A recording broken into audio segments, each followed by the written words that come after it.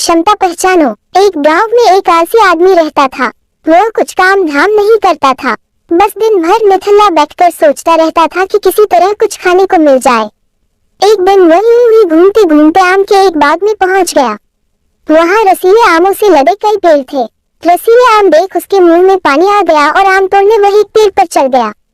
लेकिन जैसे ही वह पेड़ पर चढ़ा, बाग का मालिक वहां आ पहुंचा। बाग के मालिक को देख आलसी आदमी डर गया और जैसे तैसे पेड़ से उतरकर वहां से भाग खड़ा हुआ। भागते भागते वह गांव के बाहर स्थित जंगल में जा पहुंचा। वह बुरी तरह से थक गया था, इसलिए एक पेड़ के नीचे बैठकर सुस्ताने लगा। तभी उसकी नजर एक लोमड़ी फॉक्स पर पड़ी। उस लोमड़ी की एक टांग टूटी हुई थी और वह लंगड़ा कर चल रही थी। लोमड़ी को देख आलसी आदमी सोचने लगा कि ऐसी हालत में भी इस जंगली जानवरों से भरे जंगल में ये लोमड़ी बच कैसे गई, इसका अब तक शिकार कैसे नहीं हुआ। जिज्ञासा में वह एक पेड़ पर चढ़ गया और वहां बैठकर देखने लगा कि अब इस लोमड़ी के साथ आगे क्या होगा। कुछ ही पल बीते थे कि पूरा जंगल शेर लायन की भयंकर दहाड़ से गूंज उठा, जिसे सुनकर सारे जानवर डरकर भागने लगे। लेकिन लोमड़ी अपनी टूटी टांग के साथ भाग नहीं सकती थी, वह वहीं खड़ी रही। शेर लोमड़ी के पास आने लगा। आलसी आदमी ने सोचा कि अब शेर लोमड़ी को मारकर खा जाएगा, लेकिन आगे जो हुआ वह कुछ अजीब था।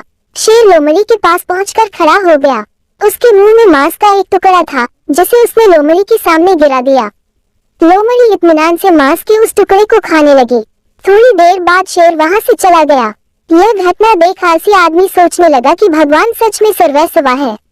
उसने धरती के समस्त प्राणियों के लिए, चाहे वह जानवर हो या इंसान, खाने पीने का प्रबंध कर रखा है।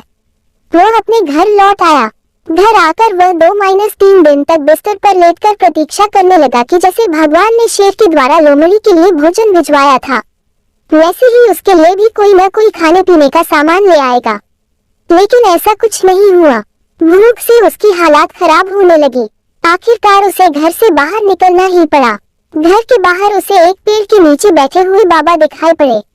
वह उनके पास गया और जंगल का सारा वृतांत सुनाते हुए बोला, बाबा जी, भगवान मेरे साथ ऐसा क्यों कर रहे हैं?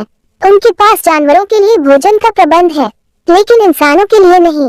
बाबा जी ने उत्तर दिया, बेटा, ऐसी बात नहीं है। भगवान के पास सारे प्रबंध है, दूसरों की तरह तुम्हारे लिए भी। लेकिन बात यह है कि वे तुम्हें लोमड़ी नहीं, शेर बनाना चाहते हैं। सीख, हम सबके भीतर क्षमताओं का असीम भंडार है, बस अपनी अज्ञानतावश हम उन्हें पहचान नहीं पाते और स्वयं को कमतर समझकर दूसरों की सहायता की प्रतीक्षा करते रहते हैं। स्वयं की क्षमता पहचानिए, दूसरों की सहायता की प्रतीक्षा मत करिए।